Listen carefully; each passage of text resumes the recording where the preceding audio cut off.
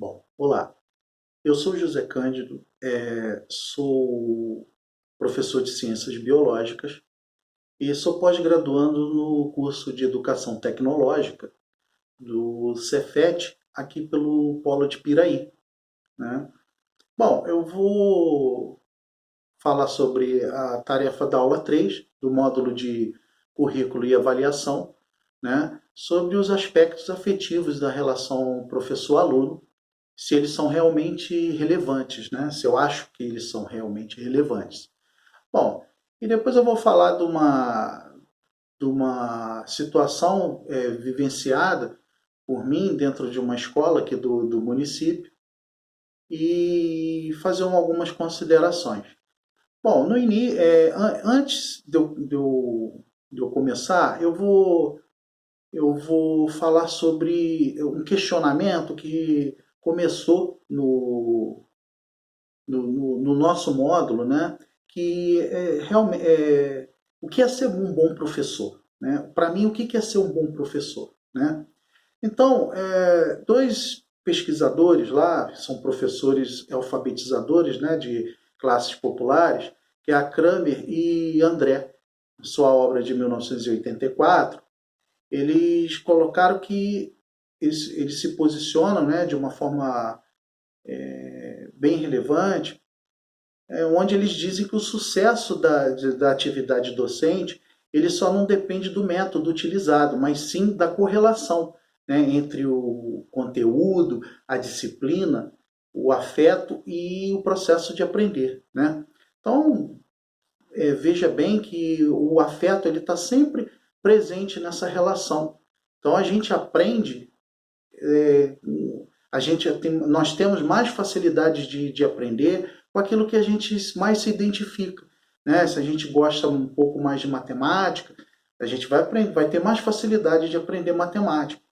Então, eu ainda vou acrescentar que para ser um bom professor, não depende só a gente dominar todo esse processo e ter o conhecimento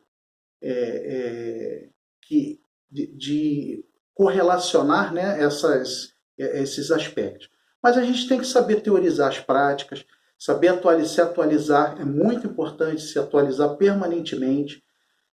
Um professor que ele não se atualiza, que não lê, não pesquisa, ele está fadado ao fracasso do seu processo de ensinar, né? Então, a atualização permanente em todos os aspectos, seja dentro da nossa disciplina ou até mesmo para assuntos relacionados com o cotidiano, com a modernidade, né?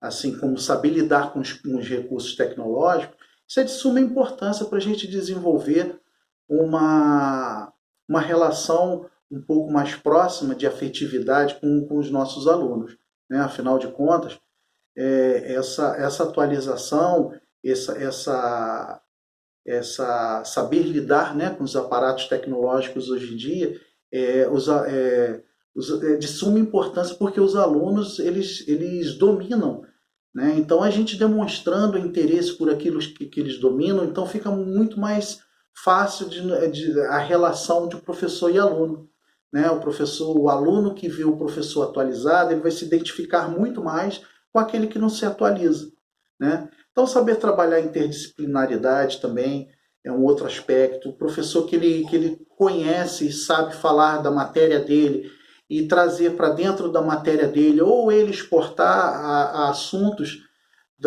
de relevância da sua matéria para outras disciplinas. Então, fazer essa correlação entre as disciplinas ela é de suma importância também para o processo de aprendizagem, né? E outro quesito também é saber avaliar, né? O professor que ele avalia corretamente os seus alunos e que os alunos se identificam com as avaliações dos professores, é um aluno que ele vai estar muito mais próximo desses professores, né? Desenvolvendo assim uma relação de amizade, uma relação mais afetiva com esses professores. Então, esses 5 quesitos, ele é de suma importância para um bom professor atuar. Isso são características de um bom professor. Então, recapitulando, são teorizar as práticas, se atualizar permanentemente, saber lidar com os aparatos tecnológicos, né, os recursos tecnológicos, saber trabalhar com a interdisciplinaridade e saber avaliar. Então, esses são os 5 quesitos que um professor, um bom professor deve ter. Bom, outro quesito que eu gostaria de deixar aqui, né, que Piaget, né, ele diz em sua obra, né, que sem afeto não há interesse e não há motivação. Né, e por consequência, perguntas e problemas elas não podem ser colocadas, e assim não haveria inteligência. Então, assim, Piaget foi muito feliz em colocar o afeto dentro do processo, né, de aprendizagem. Porque sem motivação, sem afeto, não há motivação para aprender. Né? Bom, então, falando um pouco da minha experiência que eu tive em relação à afetividade com os meus alunos, eu não vou citar o nome por questões óbvias, né? E nem nomes, né? Bom, eu trabalhei numa escola aqui da rede, e essa escola ela era rotulada como a pior escola da rede municipal de ensino. Uma série de fatores levava essa escola a ser rotulada. Bom, fui trabalhar nessa escola. Essa escola ela era marginalizada até pelos outros professores e os outros profissionais também daqui da rede. E quando eu cheguei nessa escola, eu pude identificar que essa escola era uma escola de comunidade, e eu pude verificar que havia uma carência muito grande dessa relação afetiva entre os profissionais de educação e os alunos. E o que acontece? Nos primeiros meses de aula, nos primeiros 15 dias de aula, eu identifiquei algumas falhas no processo, principalmente da minha matéria. Né? Então, eram laboratórios, um laboratório de informática, outro laboratório de ciências que estava fechado. Eram os aparatos tecnológicos que não eram utilizados, porque aqui na rede municipal de ensino nós temos um computador por aluno. Isso foi um projeto do governo federal e que não estava sendo utilizado. Então, o que eu fiz? Eu reativei o laboratório, ministrei algumas aulas lá, dei algumas aulas com práticas dentro do laboratório, trouxe curiosidades para dentro de sala de aula, utilizei os aparatos tecnológicos como o celular, como o computador que ficava na escola, que não era utilizado, o data show, o microscópio. E assim, os alunos foram ganhando confiança e sabendo que aquela aula era uma aula que se tornou, antes não, e depois ela se tornou atrativa. Então os alunos começaram a ter uma afinidade maior com o professor de ciências, um professor, modéstia à parte, atualizado, e que trouxe uma inovação para eles e uma segurança para eles aprenderem algo novo. Né? Então, assim, coisas que a forma de aprender foi modificada.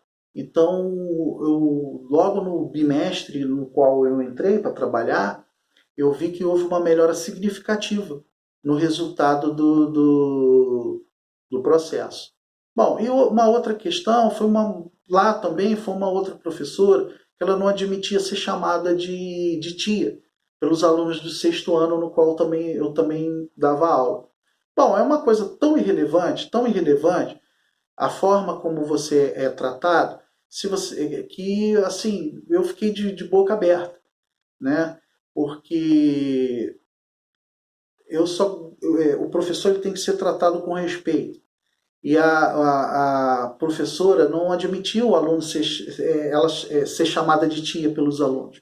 Os alunos que vieram estão teoricamente saindo de uma infância, entrando dentro do segundo segmento da educação básica, e e a professora simplesmente ela ignorava o fato daquela criança estar se adaptando a uma nova forma de estudar.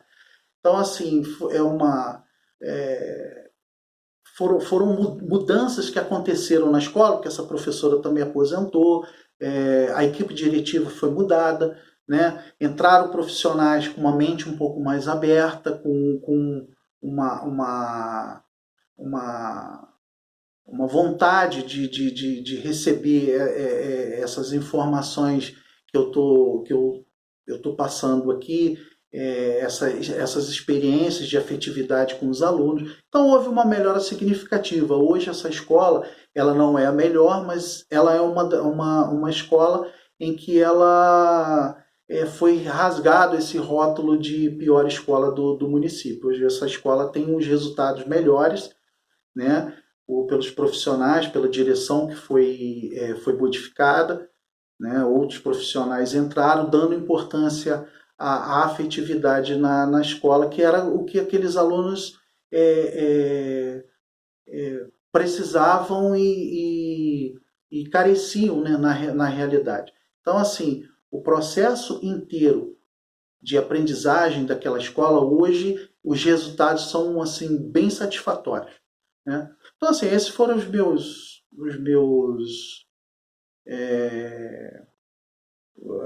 minhas vivências, né, com a parte afetiva, né? Hoje os meus alunos eles têm essa aproximação, esse estreitamento de relação comigo, né? Eu acredito que seja esse conjunto de fatores que eu citei anteriormente, né, que faz com que o aluno tenha uma certa afinidade com o professor de ciências dele. Então, assim, essa foi minha tarefa